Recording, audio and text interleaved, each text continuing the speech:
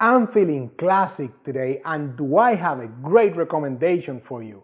So if you're looking for a classic American IPA and one that will surely make you look like a connoisseur, then join me on this tasting.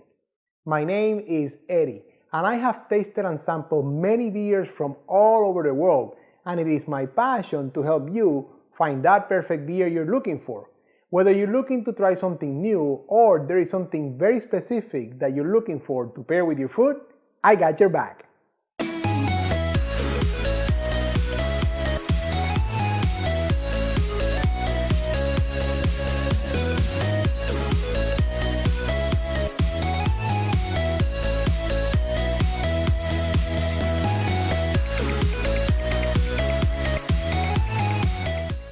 Welcome back, beer lovers.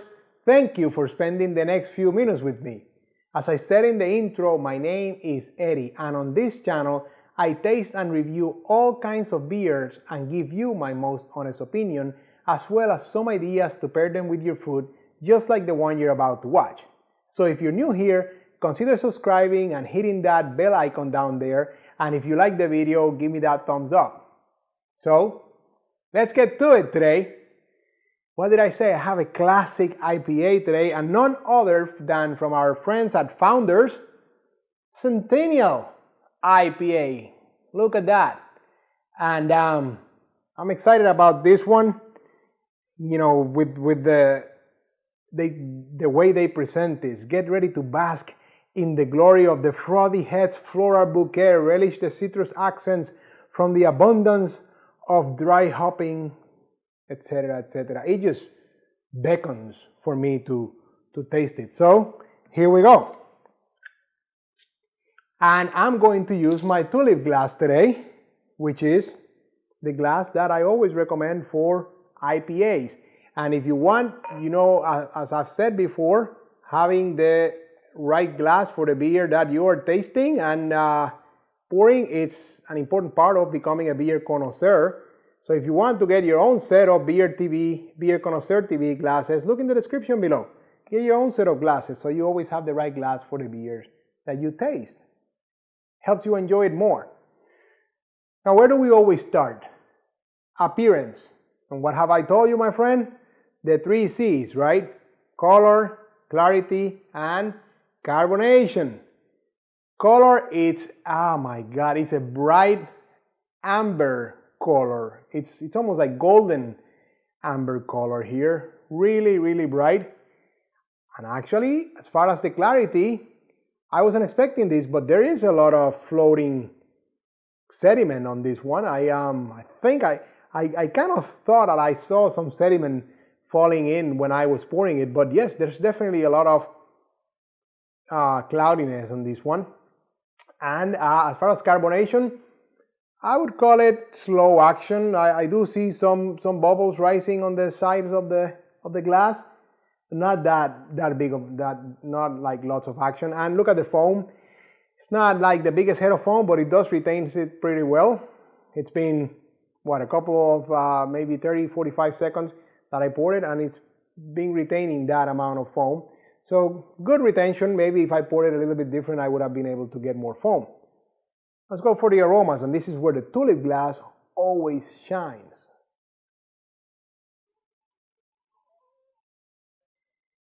Actually, I feel a lot more of the malt base. I was expecting to feel a lot more of the hops. I felt a lot more of the sweet, almost bready malt. And then now I'm feeling a lot more of the dankiness of the hops. So a lot more classic IPA hoppiness in the aromas here. Dank, you know, kind of piney hops there for sure. Yeah, pretty well balanced aromas. Nothing completely sticking out. I thought I was going to be able to pick up citrus tones since they talk about the citrus tones or citrus accents. I have not been able to pick up on those, I'll be honest with you. But let's taste it. Let's see what we can find in the flavor of this great beer.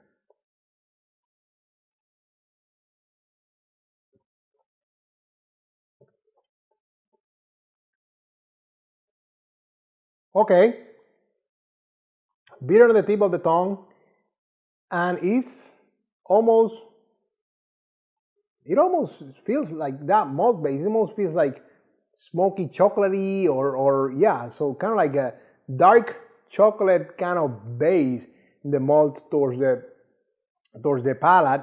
Then it got bitter with the normal, the Centennial hops really coming out, but never really bitter. And I'm looking to see if there's any talk about, oh yeah, 65 IBUs. So I expected it to be a little bit hoppier, a little bit more bitter, but it's not exactly as expected. It feels a lot more towards a, I wouldn't say a porter, but it's a lot more malt based than hops based. And it actually kind of pairs well, it's a nice balance there. Yeah, very classic flavor, bitter, then a little bit more, yeah, malt, and then it kind of gets a little bit smoky, piney, hoppy, maybe some peppery kind of tones or hints there in the back of the palate. Now the part that you always come to me, the part that you trust me for, the part that makes you a connoisseur, the food pairings. Traditionally, you've heard me say this before, IPAs are good to pair with spicy foods and kind of bold flavors because, the beer can definitely stand up to that, and you don't want to go with a weak meal that the beer can overpower. And this one definitely has a bold flavor to it. So I'm going to stick with the traditional IPA pairings to some extent. And the first one, you're going to say duh, right? Because the first one is going to be spicy chicken wings.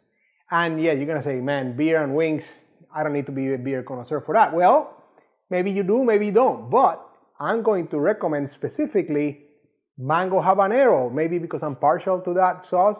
But mango habanero spicy chicken wings are going to go great because you still have the sweetness in that mango habanero sauce. That's going to pair really well with kind of like that sweet malt base that you have there.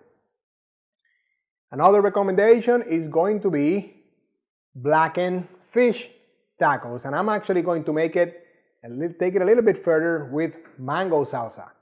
Blackened fish tacos with mango salsa.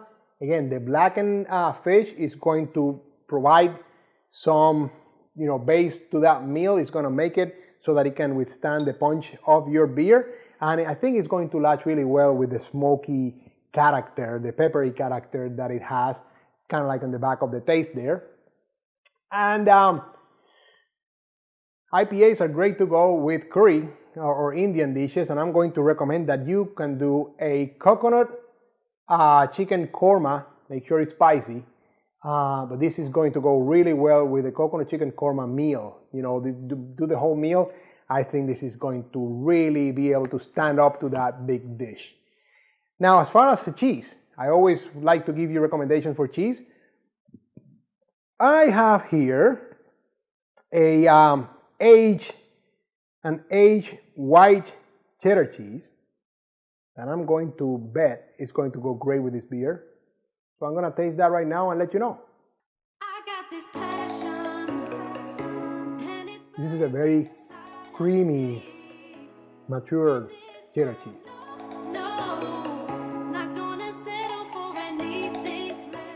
Definitely very good.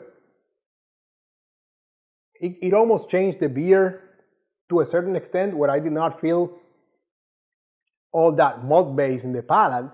I think it was because it was kind of like that astringency was cleaning my palate from the cheese, and the tongue and the palate was really basically coated with that cheese, but the beer really helped clean that up, and I'm ready for my next bite of cheese. So go with a nice aged cheddar and you'll do great here. Now, I always like to give you a nice gift, a nice secret down below as far as the dessert pairing, and I have a great one for you today, so make sure you go ahead and get that gift from me to you. That concludes the lesson today, my friends.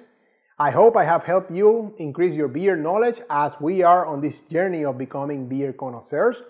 Maybe I helped you find a new beer or rekindle the love of an old one. And I actually would love it if you like the video, give me that thumbs up, and make sure you subscribe and hit that bell icon so you're notified. And if I was you, I'll be on the lookout over the next few days when I release my next beer review video. And until then, enjoy!